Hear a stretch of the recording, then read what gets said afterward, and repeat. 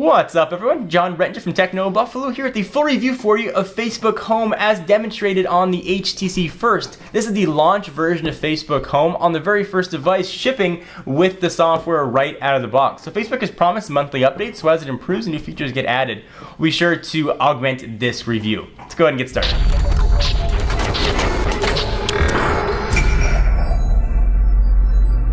Alright, so let's go ahead and get started. So this is my experience with Facebook Home on the HTC First. This was the launch version and the very first version of Facebook Home. Facebook has said that they'll improve it on a monthly basis, so I'll update this review as new features come out. And certainly as Facebook Home can be downloaded on other devices, the experience might vary a little bit. So to give you guys a full disclaimer, this was used for a little over 4.5 days, Facebook Home on the HTC First.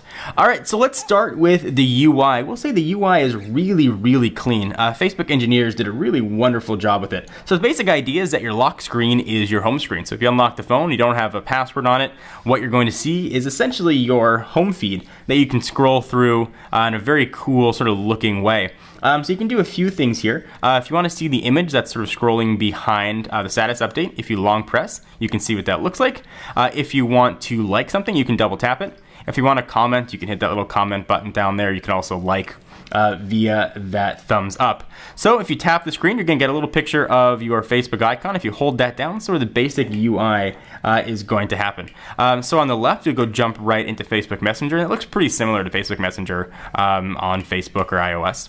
If you swipe up, you're going to go to apps, and if you go over to the right, you're going to go to your most recently used app or action. All right, let's go ahead and jump into apps real quickly. So things look a little bit different here. So you've got sort of shortcuts or favorites here in apps, and these aren't all the apps you have. If you continue to scroll over to the left, this is where you're going to get your traditional Android list of applications. It's going to show you what everything is on your phone.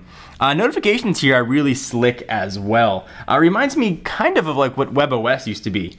You can just throw them away and swipe them off the screen. You can stack them and throw them away. They're a little bit obtrusive right in the middle, but I found myself really enjoying it. Actually, it's probably one of my favorite features of Facebook Home. They did a really nice job with it. Another cool feature is chat heads, and this is one that's making its way to a ton of other devices, including even iOS.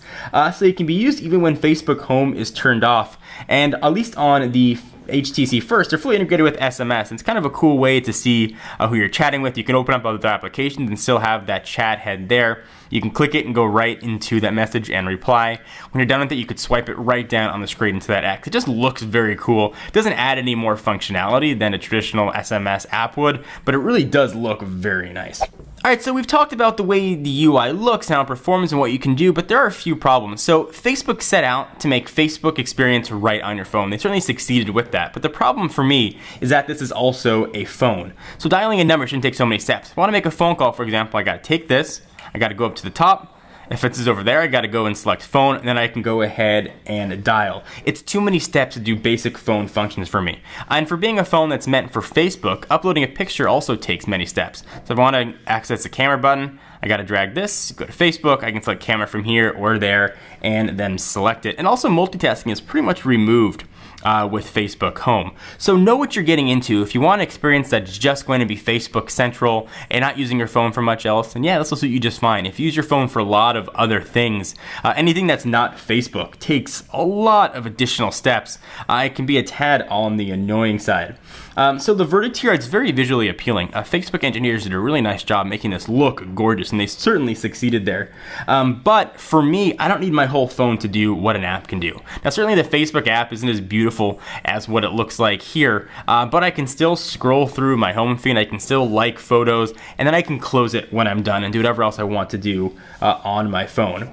Chat heads is a very nice feature, and I like the fact that I can use it even when Facebook Home is turned off. It's a very novel new way to approach SMS, and I give Facebook credit for trying something new. I also like that they're doing monthly updates, but we'll see what those updates are going to be, but certainly a commitment to continue to improve the experience, something that should absolutely be applauded. For me though, it's not overly useful. The novelty faded very quickly, and I realized I have to do other things with my phone. So for me, Facebook Home, at least as it stands right now, gets a 5. And that's for mostly everything non-Facebook is a pain. This is not an experience for everybody. Now you can try it and download it on multiple devices and see if it's for you, but if you want something that's, again, just going to put Facebook front and center, you're going to really enjoy this. If you want to do other things on your phone, you have to make sure you can live with those extra steps to do the things that you're used to doing on a regular device. So I'd love to hear your thoughts, guys. Do you agree with my review of Facebook Home? Is a 5 too high, too low, or fair? Leave your comments down below. Give the video a thumbs up. We most definitely appreciate it. I'm John Rettinger from Techno Buffalo, and I'll see you next video.